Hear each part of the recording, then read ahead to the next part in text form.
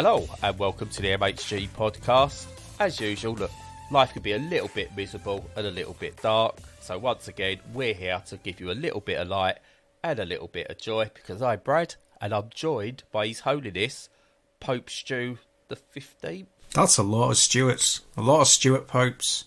Yeah, I don't know what they're called. Benedict, Stuart and Frank or something, I don't know. Don't they all get like, they all get like retrospectively named after like the Paul. apostles? Yeah. Yeah. The apostles and the disciples, I think. I'd follow a pope called like Pope Steve. I know, yeah, that's it, you know. But I mean, the recent ones would be like Nazi Friedrich Wilhelm II and stuff Yeah, like that. yeah. So, Yeah. Pope Dave the White Van Man. yeah. It's not going to happen. Although he'd already have his own Pope mobile. Oh, yeah, good point. And those things last, but like they scam through the MOT and everything. Oh, yeah, they're built to last them. Does the Pope mobile need an MOT? I would guess not, because they have their own. They've made their own city-state that the Pope lives in, which has its own laws. I can't remember what they call it. Which is its own country as well, isn't it? Exactly. And stuff. It's the whole thing, yeah. Which I can't remember the name of. But yeah, probably doesn't need it. Imagine being the Pope's MOT man. I know, yeah. Or lady, or other. Yeah, exactly. Ooh, it's going to cost you. Yeah. Yeah.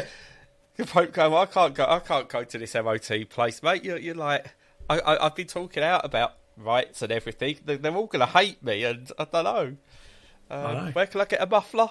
How bad is it, mate? Look, if I give you 200 quid, right, just out here now, could you just pass it and just ignore the little bit? Yeah. I've got some treasures here that we looted from the Moors 700 years ago. Yeah, have some of this. I've cleared it by Alanis Morissette. It's fine. Yeah. Well, that's the standard, isn't it? As long as it passes the Morissette test, then you're okay. Yeah. The best god. We all know that. Alanis Morissette's the best god. It's the only one. I would worship an Alanis Morissette god. Yeah. There's a certain irony to it. Yeah, they seem sound enough. Anyway, what stuff? Do you know what else could be godlike? What's that? Video games with gods in it, Stu. Ah, yeah, you Peter Molyneuxing up in this bitch. I don't know. Well, I'm over-promising and under-delivering. Yeah, that's what gods are like, though, isn't it? That's what our podcast should be called, over-promising, under-delivering. Under-promising and yet under-delivering. That's what it should be. Uh-huh. Now, unfortunately for you people, when I say you people, I mean the listeners, I forgot I've lost my chain of thought. It's a Bradley-centric episode today because Stu is playing games that are under embargo. He got a package of a bunch of shoot-em-ups that I can't remember the name of. That's poor on my part. But he is tight-lipped on those for not this episode, the next episode. The episode after that, you'll be able to hear about them. So, Stu's going to sit back, glass of sherry, and he's going to ask the age-old question. What have you been playing? I've been playing lots and lots and lots.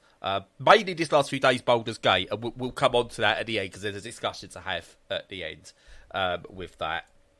But I've been playing quite a few other games over the past couple of weeks as well, and it's time to start covering those games. No, that one might be embargo, so I won't talk about that one. I've just seen the date it comes out. So I've got 2 to talk about, not 3. Because I'm organised, you see. Oh, yeah. First up is Neon Noodles, which is essentially an automation game. I'm really liking automation games at the moment. I think they're really cool and they're really clever and they make you think logically in the same way like Sudoku and Sliverlink does, but with production chains, rather. I think I spoke about Word Factory the other day. Oh, did I? I'm sure I did. The word-based maybe. one. I'm sure I did. It's brilliant anyway. If I didn't, get it. It's brilliant and I'll work it out and I'll talk about it another time. Anyway, Neon Noodles is another one, a bit like your Space Chems and things like that. Your Big Farmers, Automata Chef, I think it was called, as another one. Where basically you get an input and you get a bunch of tasks and then you've got to output this food to provide an order. And that's essentially what you do, and you create like this programming logic of take the item, do this, do that, do this, pursue this, mix it together, etc., etc., etc., output it. but it gets really complicated. It starts off really simple, such as take this to move it to here, to move it to here, to move it to here. And that's how it starts. And then you get combination-based stuff, having to pick some ingredients up to use them here, to then convert them to something else, to take them to somewhere else, to mix with something else, before then doing it all, chopping it, etc., etc., etc., and then outputting it.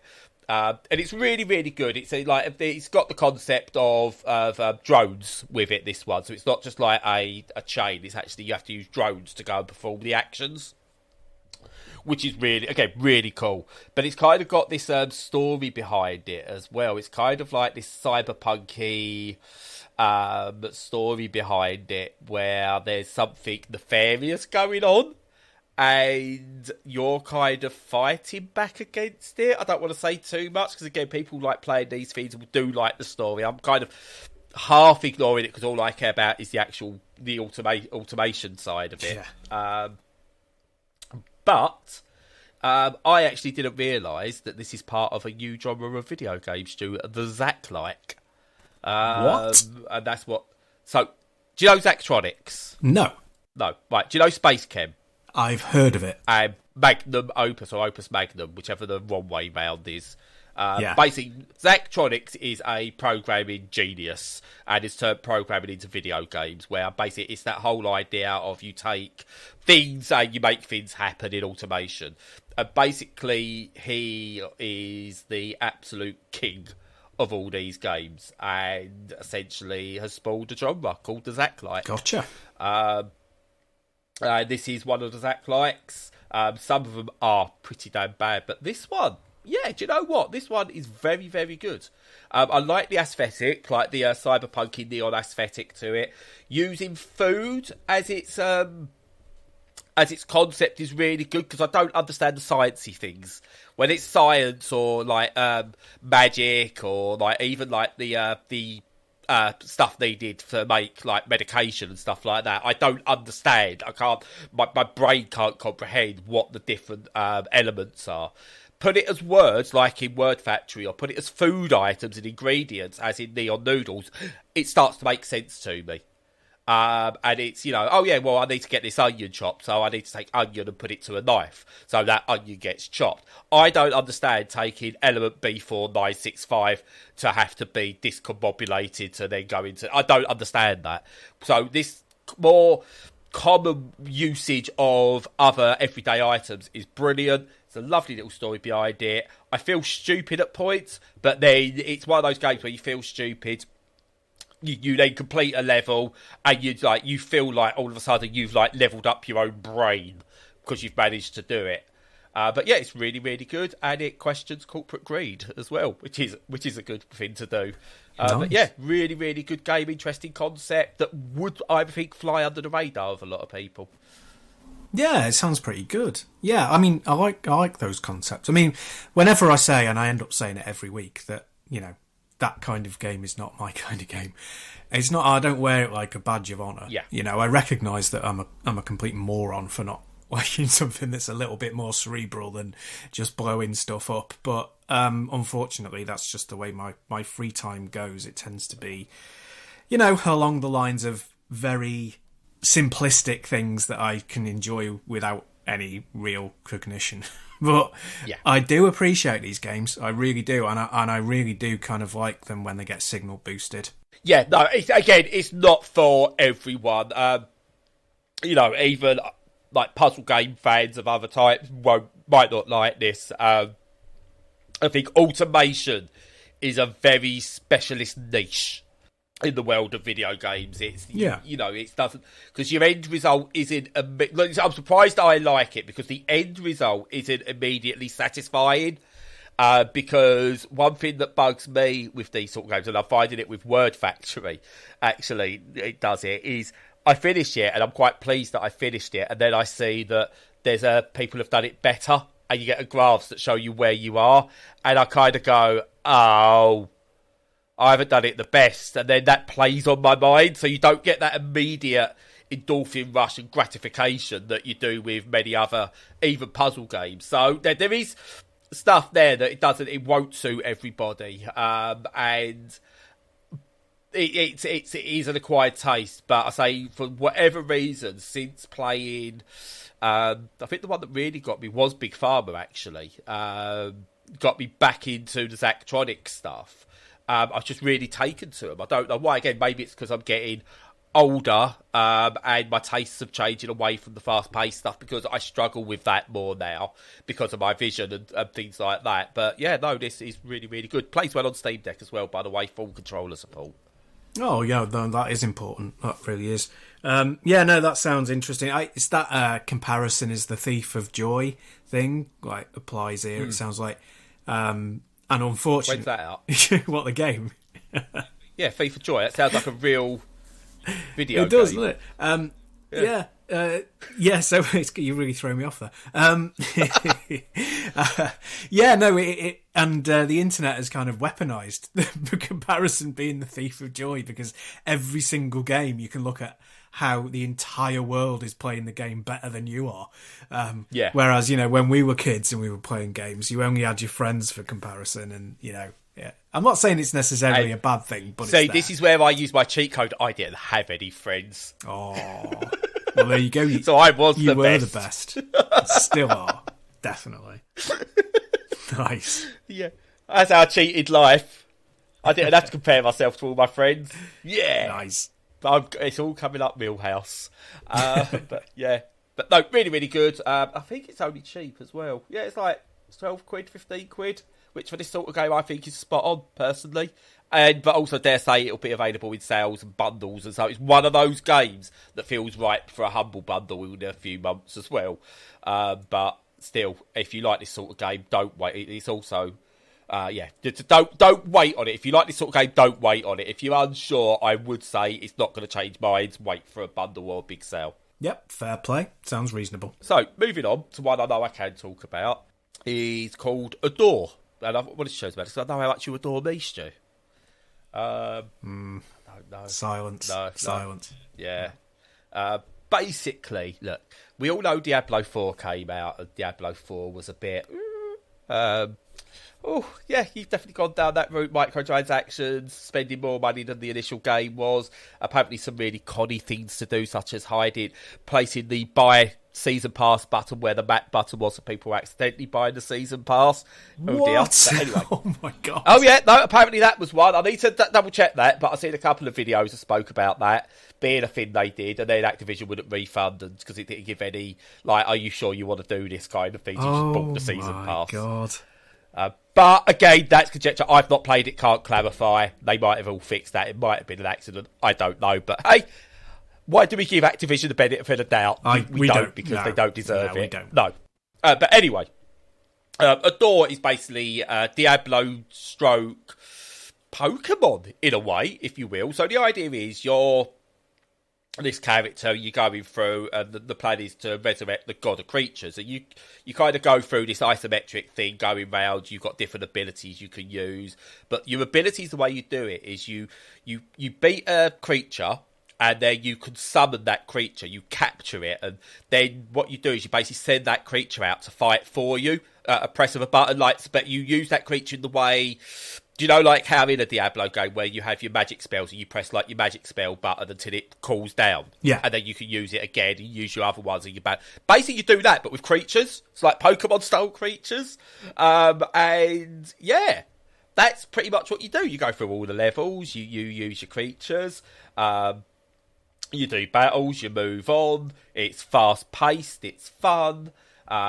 You could do different things, and there's definitely like a synergy to it. So you might have creatures that have certain magic spells, or you might have creatures that are really good at being sort of like just like melee attacks and stuff like that. So they all do different. So you have to create a synergy of all the creatures you have, and you can move them all about. They all have their own special abilities and everything like that.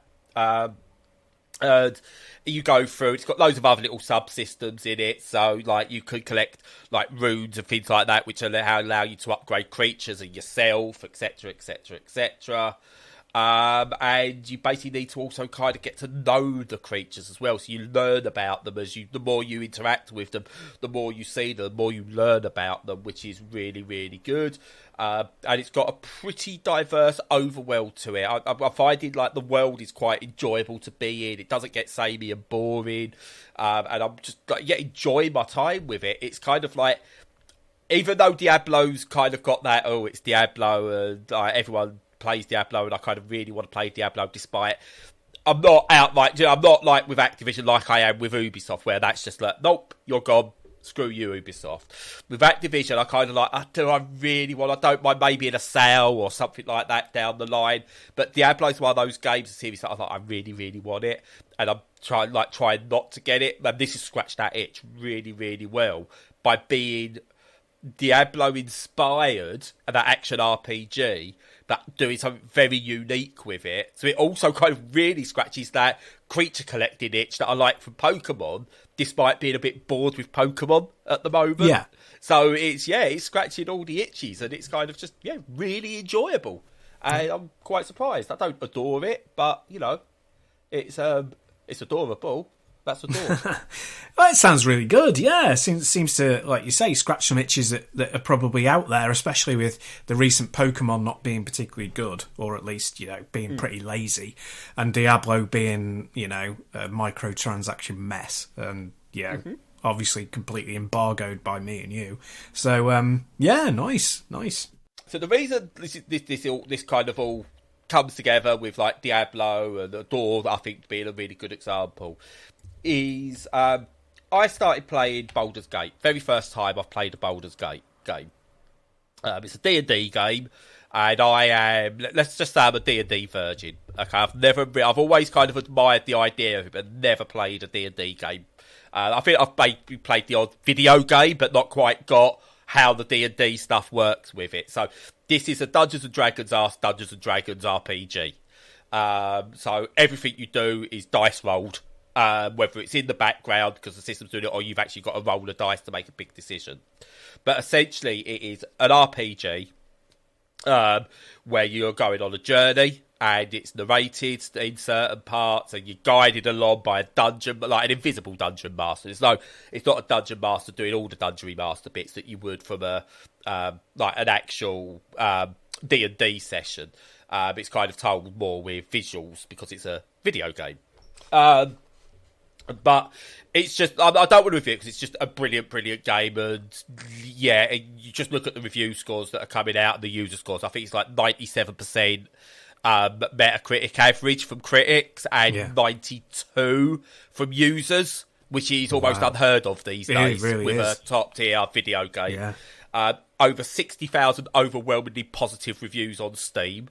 When generally, I think someone pointed out, the overwhelmingly positive generally goes to around a couple of thousand at best. If it goes anything over 1,000, you start getting the very positive, or it starts to mix because you've got some dissenters in there.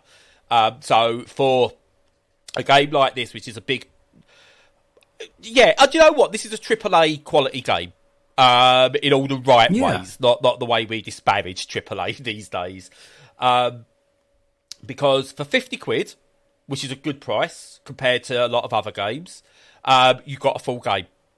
And absolutely 100%, everything's included, full game. I think on their website, they said, we basically wanted to produce you, the gamers, a full experience for the money you pay. There's no microtransactions, there's no add-ons, there's no this, there's no that, like to ruin the main game. I think there have been expansions, or what was the old things we used to have in the olden days? Was it expansions? Like where you buy like The Sims and then you actually got a massive expansion. Yeah, so I think there are a couple of those for like some of the older Baldur's Gate games, where there's like big fuck off expansions that you can get, but they don't ruin or it doesn't force you to change up the way you play the original game and stuff like that. But anyway, so there might be that down the line, but no microtransaction bullshit. There's nothing else you need to buy to enjoy Baldur's Gate, and there's not even any temptation to it. None of it's there, which is really good. The game has the odd little bug. Like I've had a couple of dialogue bugs happen and things like that. So again, it's not exempt from bugs, but I don't think there's ever been a big video game ever in the history of video games that's not had a bug. It happens. But it's not bug-laden like a lot of other stuff that you get. It's a game that respects you. It respects your time. It respects you as a person. And it's getting all the right praise from fans and critics. Now, the flip side of that, some developers don't like it. Because you've got some developers now coming out and saying, well, yeah, the Baldur's Gate's an anomaly because you can't expect us all to make games like this. You can't all expect us to make games that over-promise. Over-deliver, which is what Baldur's Gate's done. It's over-delivered. And how can we do that? We can't do that. We can't make games like that. And no one's expecting you to make Baldur's Gate. No one's expecting everyone to make 120-odd hour epics that have like actual proper branching choices that means you can go and play the game 5, 6, 7, 8, 9, 10 different ways each time. That you can play it co-op, you can play it on your own, and you get different experiences, etc., etc. No one's expecting everyone to make that. But what Baldur's Gate is doing, and I think this is very important for the industry. And we've seen it with other games, like Final Fantasy 16 did it as well. And Elden Ring is another great example of a game that came out and was just the game, and it did all the things well that it had to do. Is just, you make the game you want, right? You make the game you want, whatever genre it is. Just make sure you deliver a quality title. We're not saying that you might be making an RPG. Your RPG you've got to make has got to be in the vein of Baldur's Gate. But when you make that RPG, just make sure all your systems work. Make sure it's a complete game. If you're going, can we make this game? And, oh no, Baldur's Gate's come out. Oh, what we could do about all our add-ons and microtransactions and skins and stuff like that. Maybe think about that. Maybe think about, do I need all these bits? What if we just put those in the game? Just put them in the game and let people have them but instead of charging 15 quid for this RPG was going to charge, but with all the microtransactions, let's charge 20 quid, 25 quid, and it's all in there. Do it that way, because people are showing that they are willing to pay for games that are well received, well made, and well done, and respect you, not as a gamer, but respect you as a person. And Lorien Studios have done that with Baldur's Gate, and they speak so passionately about it that I think this has got to now be where the big AAA companies, whether it's your Activisions, your Microsofts, your Ubisofts, your EAs, have got to look at this and go, oh, so this is what people do want?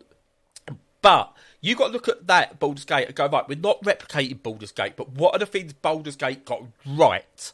What did they get right? That's what we've got to get right. There is a clear thing, 615,000 concurrent users at its peak on Steam, which put it something like only behind that Harry Potter game, which is obviously it's Harry Potter, that's going to have loads because it's Harry Potter, as much as, we will proclaim, the Devil Woman herself is the worst person ever and we shouldn't buy it.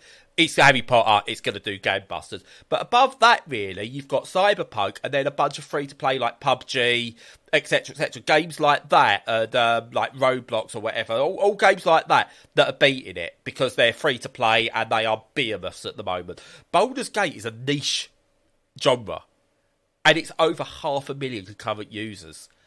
And that is and it's still up there a week later. It hasn't had an immediate drop off. And I think that's just miraculous in a way for a game like this. So they've got to look at, if they want to trend chase the the big publishers, surely got to look at Baldur's Gate and go, oh, there is a want for solid single player games that, we don't need to. Like Destiny, I think, is one where I look at it and go, I want to play Destiny. The core gameplay of Destiny, I really like the shooting and the bloody blah and the numbers and all that. But I don't know where to start with Destiny anymore. It's like, well, what do I need to buy? And apparently you can't do the original core game anymore on the free-to-play. And it's like, well, but I don't know if I want to buy these, and it's apparently like the last expansion that came out for that was lukewarm, and it was just like it missed out loads of stuff. Then they said that we're not going to put they're not doing like armor upgrades or armor patterns and stuff like that because it's low uptake. And someone pointed out the reason that is because the good stuff is hidden behind paywalls. So, of course, you're not getting uptake on the other stuff because it's like no one wants another shade of grey. And no one wants to really pay for the stuff because it's like it's just a skin, and people realise you can only have so many skins. But Baldur's Gate doesn't do any of that at all. I think it's showing a face of the industry that the industry really didn't want showing. Of like, look, if we do it properly, this is what you can get. I'm not into these games, and it's overwhelming. Don't get me wrong, it's overwhelming. Not in a way that pushes me away. It's overwhelming in a way that makes me want to get better and learn more. It's brilliant. And I'm going to go out on the limb now. Again, this is a review. This will be the overall industry game of the year by a long shot. This will win everything because it's that damn good and it's that damn game changing, I think, in how games are created over the next number of years. Well, let's hope so, yeah, because that's a really good pattern for people to follow. It's what we want. It's if they can do it so that you can expand the game with DLC if you want to, like you say, the old-fashioned kind of expansion pack idea, where it's totally not necessary to the game that you're playing, but it's there if you want it. That would be the ideal, I think, for the long tail. Yeah, I think the last time I remember a game doing that properly was Fallout 3. Right. In like modern gaming terms, I feel like there might be others, but it's the only one that really stands out where you have these massive expansions that you didn't affect the main game. So yeah, but this is it's just so good. Oh, but what I will point out, did you know a mind flayer is a real thing? I mean, when I say a real thing, I thought it was just something they invented in Stranger Things. Oh yeah, no, I knew it was from D&D. Yeah. No, I didn't. I just thought they made that bit up. And you came in here and I was like, oh, what? Is this did what? And I had to look it up, and I went, "Oh, right, it's just actually quite a core theme of D&D." But yeah, I didn't know that. It's really cool. There you go. And now I want to start. I have said that I think I've wasted my life and made poor choices in my life because I really think I would have enjoyed D&D when I was younger and should have got into it. Oh. We'll have to have a go. We'll have to have a go sometime. I'll run a game for us. Yeah, I can't do the voices though. No, you don't have to do the voices. Oh no! Apparently, someone did say to me, they said, everyone says that at the start." Yeah, you do tend to get into it. Yeah, but yeah, I think you feel the idea of it is like you feel silly, but then I think if everyone's doing it, then yeah, it's part and parcel of the fun, isn't Absolutely. it? So, but yeah. Yeah. Yeah, I will review it properly. I'm probably going to write about it, or I might even do a video or whatever. But it's just amazing. It's so important as a game, and it just shows that even in this day and age, you can make a proper video game that's a video game that doesn't try and just, constantly be a job. It doesn't try and be a job or anything. It's not rushing me through. I could finish this next week and it's fine. I could take my time and spend a year with it. It's fine. And I'm not losing out. I'm not behind or anything. And bless this game. Bless this game. Marvellous. Yeah. Good stuff. Now, moving on. Stu had an idea, which I think is a very good idea. We've got some Q&A stuff. We got a bunch of questions that we're gonna ask, and we're both gonna answer.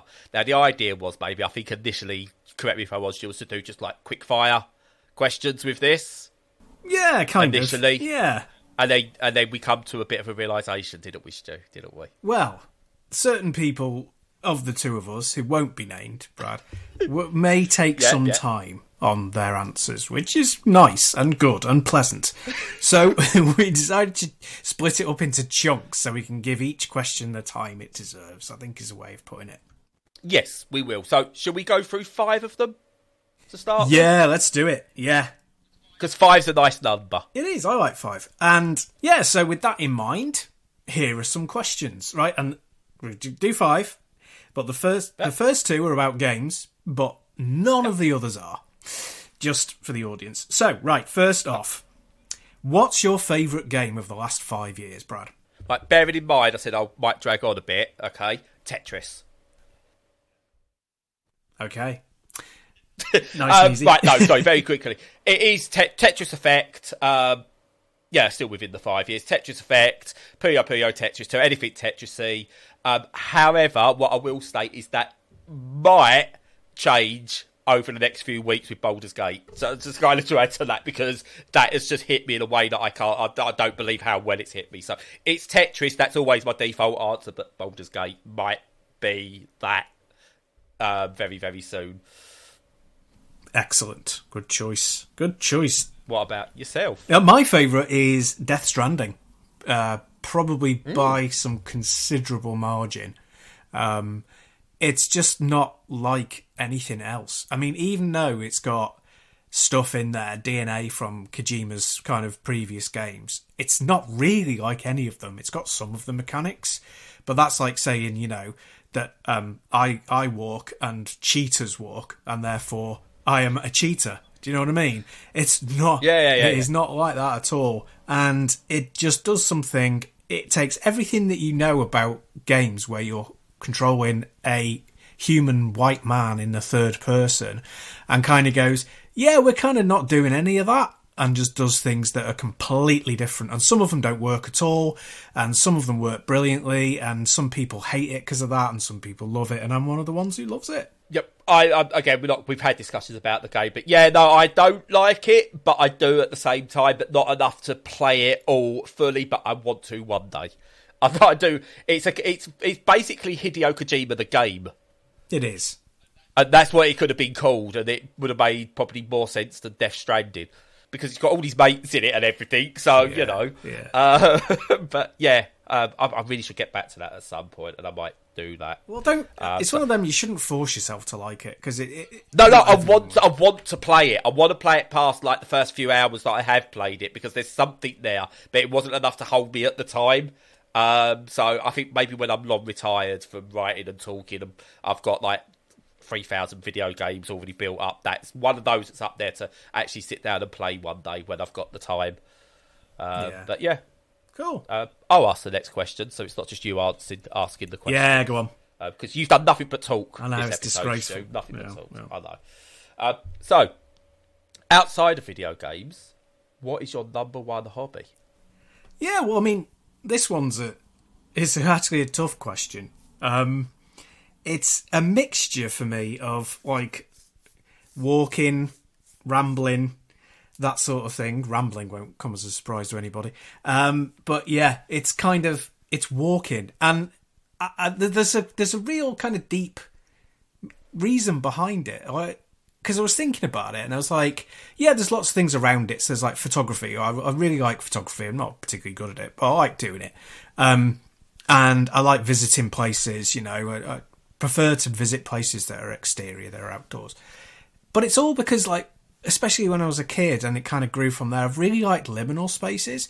So a liminal space is like, it's not designed as a destination. It's designed as like a utilitarian way of getting you from one place to another. So like a pavement alongside like a busy A road is a liminal space, or, you know, like pathways between industrial buildings and things like that. These are all like liminal spaces. They're not designed as a destination. And I've always been, genuinely don't know why, but I've really been obsessed with them. And I think partly maybe because, like, where I grew up in Chester, it's like very historic. Every corner, every way you turn, there's something that's like, you know, designed as it's supposed to be impressive, or it's old and therefore impressive, or whatever. And when they built a kind of, not an industrial park, but like an entertainment park outside of town, and it was all utilitarian, it was all these flat pack buildings, like typical shopping mall stuff. Yeah. And it was the first time I'd seen one. I was absolutely fascinated with it, and it just became a bit of a weird obsession, that I just love these boring utilitarian liminal spaces, industrial architecture. And yeah, but I love rambling, I love walking, and I love it in nature as well. And stuff like, you know, bird watching whilst I'm out there, it helps you appreciate where you are and what you're looking at, and it focuses your attention. And it's a good, I don't know, it's probably a little bit, you know, of being, it could be part of being on the spectrum, maybe. I don't know if I am, but if I am, that's definitely a part of it. Yeah. Yeah, no, it's really cool. I don't mind going for walks and stuff like that, and looking what's around me. But yeah, It's really weird. Just before I start answering, I've only just noticed for the first time that Stu's made 2 tabs for these questions. And there's one there at the bottom that says Brad, and there's one that says Stu. And Stu is kindly, I think, filling it, mine in as we go. I've just looked at Stu's tab and he's made all these notes and everything and filled it all in properly just so he's got points. And mine's just completely blank because I'm going to make it up as we go because I didn't realise there was homework. No, it's not homework. It's just the way I operate. I'm just weird like that. I mean, if you wanted to actually work out how both of us operate on one spreadsheet, that's it. Yeah, personality Brad's just going to go in, he'll answer it as it comes. And she's like, I'll actually think about this and there's some structure. And I'm like, yeah, whatever. Oh, I know. It's so well. I love it. I love structure. I love it so much. But yeah, it's just weird. So yeah, whereas I'll just do it on the fly. It's fine. I'm better on the fly. I can't do structure. All right, we'll prove it then. So, what is your number one hobby outside of gaming? So football. Not playing really as such, and it's only something I've discovered again over the past maybe 2, 3, 4 years. And it's football. Purely because I'm seeing the joy, and I know this is a bit of a whole sentimental answer and stuff like that, but just seeing the joy it brings my daughter, the joy it brings Edith. She's autistic, and she struggles with a lot of things, but her safe space, her happy place is a football pitch, especially between the sticks. She's a natural goalie. She's a ball goalie. She wants to be a goalie.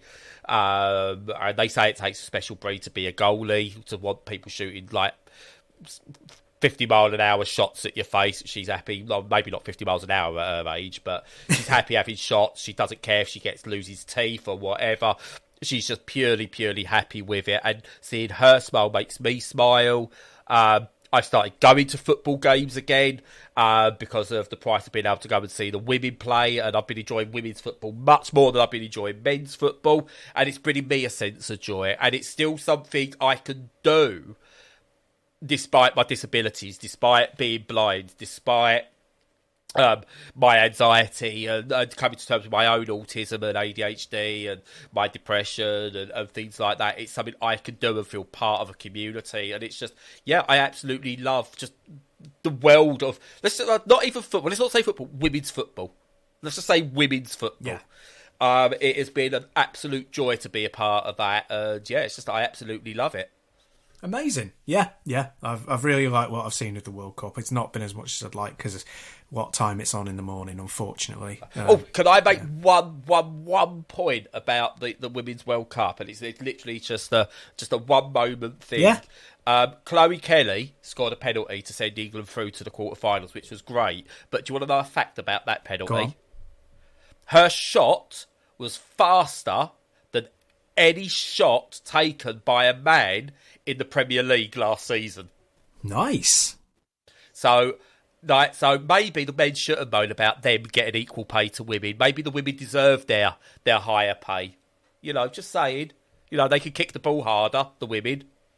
Absolutely. But, yeah, it was absolutely brilliant. I love seeing stuff like that. And, yeah, white men of certain ages crying about it because it's, yeah, whatever. But, yeah, brilliant. Yeah, ignore them. That's for the best. Excellent. All right, then. Now, well, the next question easy one for you, is... Stu. Oh, no, you're asking. No, you're asking, aren't you? Oh, go on, then. Yeah, well, I mean, it doesn't really matter. You can ask me if you like. I'm open. Well, I know the answer to this one, so I'm not even going to look at your tab. I know the answer to this one. Who is your hero, Stu? It's Bradley. Yeah, of course it is. It is always, all day and night, definitely. Who's your real hero, Stu? Well, yeah, it's a difficult one to answer. It's one of those that, it seems like a small question, but it becomes a bigger one. Because imagine, right, if your hero was Lizzo, yeah? Imagine that. And then, within the last week, that's probably been completely... Lizzo? What's a Lizzo? You don't know Lizzo? You don't know who Lizzo is? No. Oh, God, well, we'll have to take that off air then, because Lizzo's an entertainer, a singer, and... the rapper! Yeah. Yes! Sorry, I do know of Lizzo. I'm not familiar with their work or anything, but it sounds like something's happened. So. Yeah, well, we won't get into it here because it's big, but it's not good. Let's just say stuff's happened, right? Exactly. Okay. You know, or, you know, Bill Cosby, imagine if he was your hero, or, you know, anything like that. But, you know, I do have some heroes. Like, I mean, the person I always described as my hero for years was Michael Palin.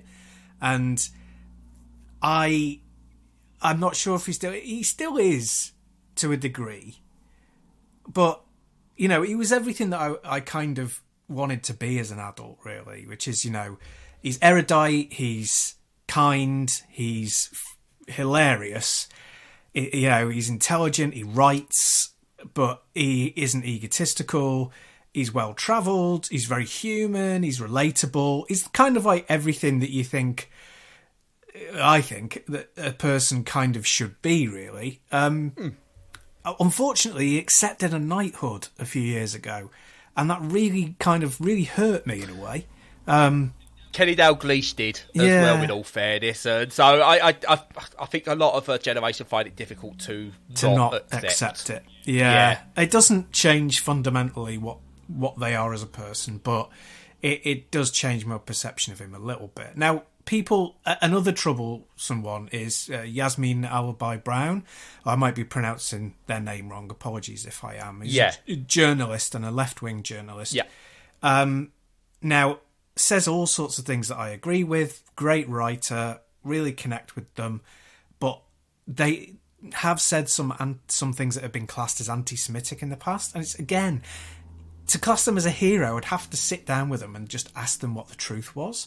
So that makes it more complex. I suppose the only person that I can think of immediately that I don't think anything bad has ever been said about is Benjamin Zephaniah, and, you know, the poet and, you know, again, entertainment kind of person who's just a lovely person, really clever, really left-wing.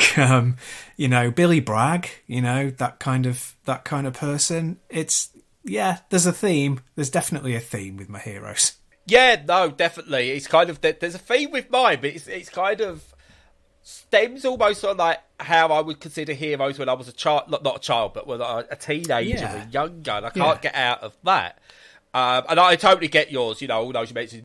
Mine, I've never really thought about my hero before, outside of, like, stock answers. And a lot of my heroes have come from sport over the years. And my biggest sporting hero is Michael Schumacher. Which he's got the reason he done that, he was someone I looked up to because he had a desire to win at what seemed like all costs. Like he would when it's against the British driver, people go cheat because because there's still this hatred towards Germans for some reason. So people go, oh, you know, he's German, he's cheating, like he knocked out Damon Hill on purpose, blah blah blah. He took a moment. There was his world championship was slipping away. All he had to do was slightly nudge another driver who wasn't going fast. It wasn't going to really endanger him. He did what he had to do. Don't get me wrong. And he has pushed the boundaries and stuff like that. But he shows his human side. So, like, for example, when he broke his legs at the British Grand Prix after an accident, he came back and played the number 2 driver. Now, this is the best Formula 1 driver that's ever lived, ever, in my opinion. But he played the number 2 driver to help his teammate Eddie Irvine try and win the World Championship. Which I thought was brilliant. I've never seen that from like a Lewis Hamilton or a Max Verstappen. They don't ever feel like they're trying to help their teammates in any way, shape or form. It's all about them. And Michael Schumacher was singular. It's like, I'm going for the championship, and he would be so far ahead that your Rubens Barrichellos would be supporting him. And then he was there was a race. There was not long after his like something to do. I think it was like his mother had died. And they were speaking about like the anniversary of his mother's death to him, and he got really, really upset and showed his human side, and that really spoke to me in many, many ways. And yeah, I just find him as my hero. But more recently, I had another think about it, and ironically, I was trying to move away from sports, but I couldn't, because I think someone who's a bit of a hero to me at the moment is Dele Alli. For someone like that, who has shown his side to come out and speak so openly and honestly about their mental health. And how it affected them, like destroyed their football career in so many ways, but speak about it openly and honestly. Well, I just thought was so brave, like in the actual sense, like we spoke about this at the time, the truest sense of the word brave. I think was very, very brave. So yeah, Dele Alli at the moment, and I'm sure we can link to the episode where we actually spoke in depth about it. But yeah, at the moment, yeah, Dele Alli, I think is somewhat of a hero to me by the fact he's able to open up in the way he did. And I think do wonders for mental health in men. Yeah, good choice. Yeah, cool. Go on then. What's the next question? Oh, okay. Yeah, if you could live anywhere, Stu, where would that anywhere be? Well, I'm kind of a theme that will come out is that I pretty much don't have FOMO, which is nice. I very rarely get it, and I just want to be here. I very much live in the present. I'm not a past focused person. Everything is either about the present or what I can build for the future, and a lot of it comes back to, I think, the fact my dad died when I was young, and you know, I contextualise my past by like, I had a great childhood. I really enjoyed it until it was, you know, kind of half destroyed when I was a young teenager by my dad dying. Mm-hmm. But I can contextualise it and go, well, there was good and there was bad because something bad happened, and I don't want to be, you know, back in that situation, and I want to live in the moment. I want to tell people that I care about them, and I want to live for, you know, what happens now. And you know, that'll come up again and again in questions, but in this one in particular, I chose this place where we've moved to just like because it fit everything that I wanted to do and everything I wanted to kind of be and everywhere I wanted to live.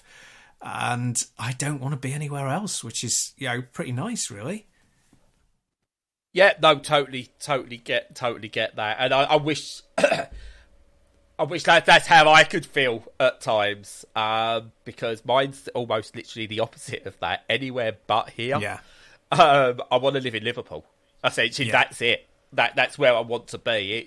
And again, it's that you'll probably find the theme. I didn't realise. Obviously, I did know I'm quite family orientated, but how much I care. It's where we're happiest. It's where I see Edith smile the most. It's where I see Lucas happy and confident and things like that. So yeah, it's just one of those. Actually, a simple answer. It's Liverpool because it's, you know, it's just the place I want to be, and it's an amazing city. You probably well know, Stu. You know, you live fairly local to it. In retrospect, and this one, I could live in Rotterdam or anywhere. Liverpool, all right. Yeah. On it. But yeah, no, Liverpool. Excellent. Yeah, no, on a good clear day, I can see, if I go up to the top of our hill, I can see straight across the Wirral to Liverpool, which is nice. Yeah. I'd see the Radio City Tower. Yeah, exactly. Yeah. Yep. And yeah, no, I agree. It's a lovely place to live. And it's. How do you call Pete Price rude names? Yeah, well, yeah, absolutely. I mean, that goes without saying, really. You got to have it. Oh, completely. But no, it's a nice place. It's a nice thing a nice situation to be in, to know where you want to be as well. Even if it's you know, as long as it's something that's approachable, you don't have to. It's not so fantastical that you'd have to chuck everything out to achieve it, you know. That you can think of it as the only thing that would make you happy. Because, like, years and years and years ago, somebody my mum knew moved to New Zealand because I think they just thought, you know, oh, New Zealand's bound to be nice, and they moved back within a few months because it was just a fantasy, and when they actually encountered the reality, they didn't like it. And yeah, it's nice to know that you're not going after a fantastical thing. You're going after something that's proper and achievable as well. Too many dwarves and wizards. Yeah, exactly. Yeah. I mean, I will caveat that with Liverpool, it's anywhere with my family. As long as I've got my family with me, that's all that matters, really. Yeah. But yeah, it's just I know. I mean, I've lived in Liverpool, and moving away was my big regret. So again, I'm not trying to justify anything like in terms of what you just said there. I know the city. I know what it's like to live there, and I know what effect it has on us, which is why I'm not choosing. Oh, I'd love to go and live in Detroit, or I'd love to go and live in Canada, or anything like that. Which you know, maybe Detroit's not the most amazing place, but you know, it's a place where I like I've got, again, through sports, got a link to it, and it's where I'd like to be for certain things, especially when Lucas was playing ice hockey.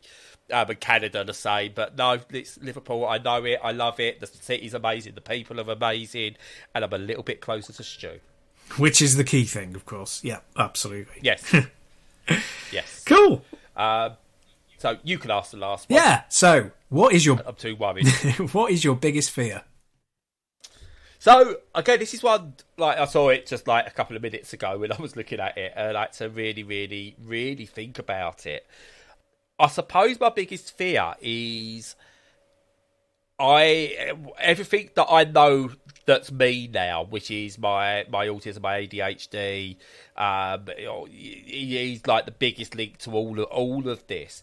That it turns out it's not, and that everything I've done has been 100% my fault.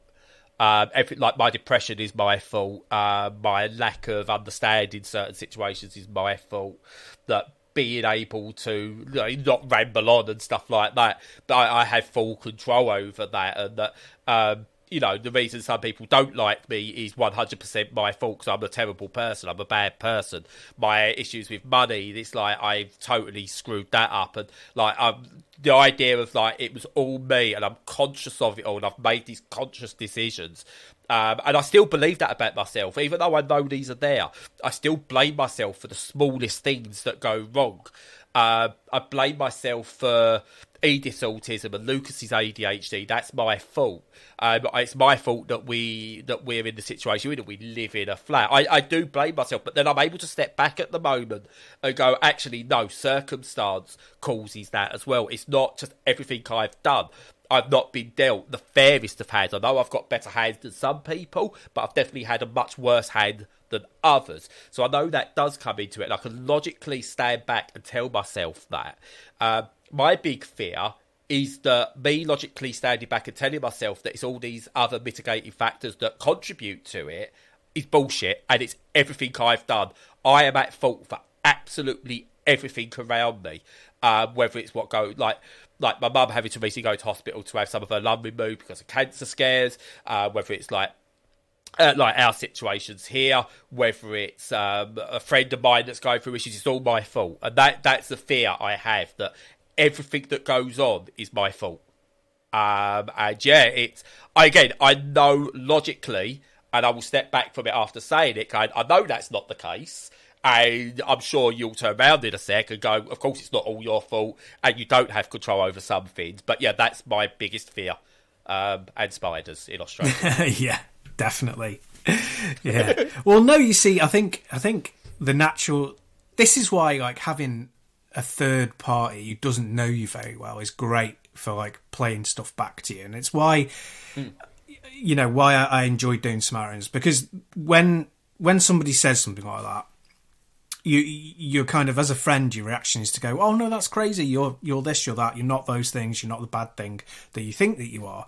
But of course that doesn't get to like the issue itself. But when you're a third party and you're dispassionate about it, you can go, oh right, well, what makes you feel that way? When does this happen? Can you remember when it started? Questions like that to sort of interrogate where it came from gently, and that really helps. But yeah, no, as a friend, no, of course, that's crazy. You're not responsible for those things, and you're a nice person, and you shouldn't worry about it. Oh yeah, no, and I say I totally get that as well. When I say step back, and I know, like, talking about it, I'm talking about it in that respect of that's the answer to that question. Yeah. And I know it's not my fault, but yeah, those intrusive thoughts that they hit hard. Yes, they really do hit hard at times. I feel guilty over my children being born. Not in I regret having them, and I love them to bits, but it's like I brought them into this world, or what if we hadn't, or we'd created them on a different day? Would it have been a different life for them? Do they deserve a better life with a different father, etc., etc., etc.? Right down to the points of, like, if I ended my life, would they go on to have a better life? All things like that have all come in, and my biggest fear is that's not just intrusive thoughts to do with mental health and depression and everything that comes along with that it's the actual truth, and everything is my fault, which is weird. Yeah. Well, but yeah. Yeah, I mean, character. Well, this is a huge debate, but it's. I don't think it's weird. I think it's pretty standard for quite a lot of people, actually. I think a lot of people go through those kinds of concerns, and it's probably more acute for you around certain things as well. But the main thing is I would say is not to beat yourself up about thinking those thoughts, because that's the best way to maybe get around them. But anyway, God, no, that's a whole. Now I've gone deep. I want you to turn around and just go high. Yeah. Well, there's three lots, aren't there? I was just thinking about it, and there's three lots of fears, really. There's rational ones, so like people when they go, my kid's dying, or me catching cancer, getting cancer. Or, yeah. And there's irrational fears, which are like, things that are unlikely to happen but could happen. And there's phobias, which, it's just completely irrational fear. And I suppose there's four, because there's fantasy fears. Oh, I don't know. Where am I going? Where do clowns come in? Yeah, actually clowns. Clowns are irrational, and you can have a phobia of them, which is also has a name that I can't remember. But yeah, they are murderous though. They do kill children. I believe that even before. Yeah. So Yeah, but no. I mean, to answer the question, phobia-wise, claustrophobia, because I get anxiety, and it's much better these days. It's pretty well controlled, but I do get anxiety, and my presentation of anxiety is claustrophobia. And you can see the exact kind of like, X happened and it turned into claustrophobia with, me and Mel were having going through a bad time, not with each other, but we both individually had some, issues, and Mel had some terrible mental health issues and a bit of a breakdown. And then not long after that, her grandma died, who she's very close to, and we had to go to the funeral, and it was far away, and we didn't have the car. This was before we had a car. So we had to go in public transport. We couldn't afford to stay over, so we had to do it all in a day on the train.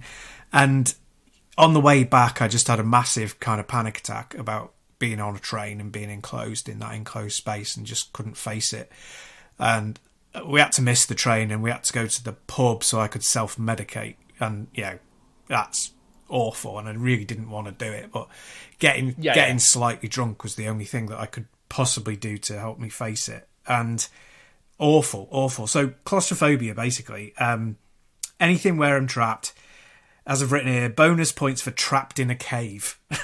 Like if I was, like The Descent, the film, if I was trapped in a cave, physically trapped, couldn't move my arm, I would go insane, and literally within a couple of minutes. And even if I was rescued after like 3 minutes, it would be too late. My mind would be gone, and I wouldn't be coming back. Wow, that's how bad it is. It's terrible. Oddly, for me, that would be heaven. Like if I'm trapped and I in somewhere enclosed, I know that I haven't got to worry about anything else, because I can't physically do anything else, so I can't affect anything else. So if I'm trapped in like even a lift or something like that on my own, or like you said, in a cave, whether it's literal or metaphorical, that for me is just, I can relax bizarrely. Yeah, that's why it's a phobia, I guess. It doesn't make a rational. There's no rational sense to it. If I get trapped in a lift, I just sit there till they fix the lift, But it doesn't feel that way. It feels like death, It feels like I'm going to die.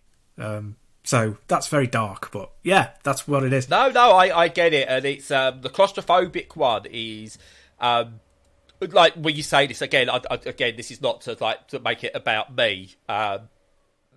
You understand like the ADHD side, but anyone who doesn't, an ADHD shows empathy by relating to their own experiences. So I'm not just taking over from Stu.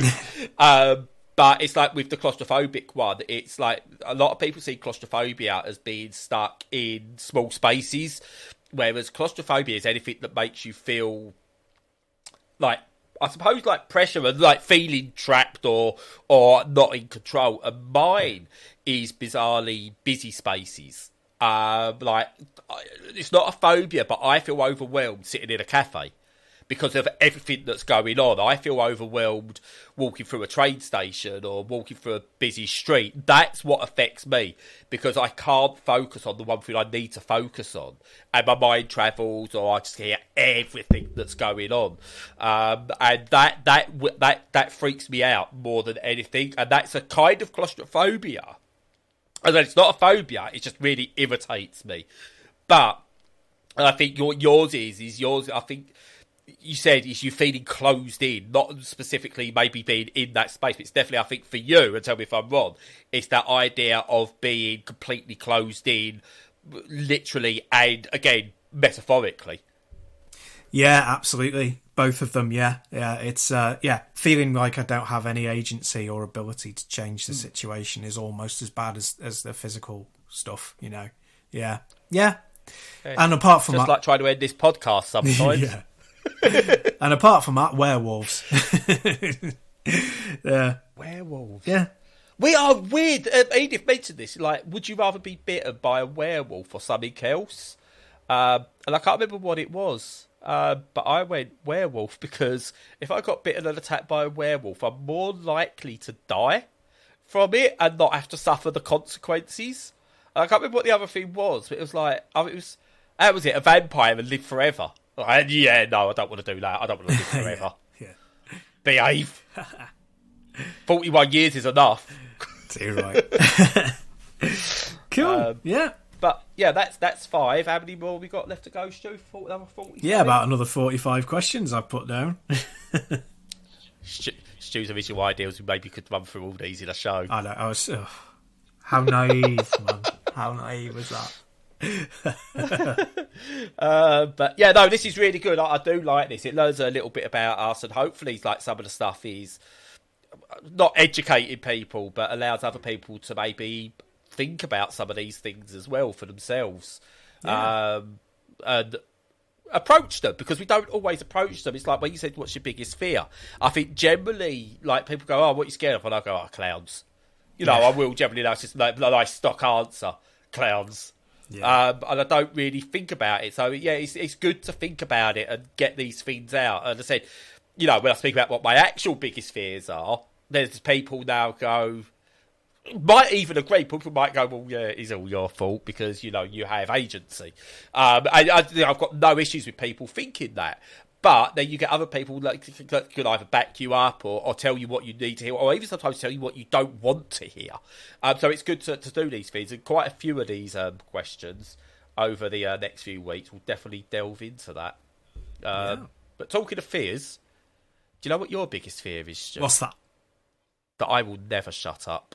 So do you know what I will do? What are you going to do? I'm going to shut up now. There we go. Excellent. So, yeah, hopefully you found some of that interesting and or useful. And if not, just skip it. You know where the show notes are, so you can go to the bits you want to listen to. And apart from that, follow us on all the socials, join our Discord to chat. And apart from that, until next time, stay safe and stay sane.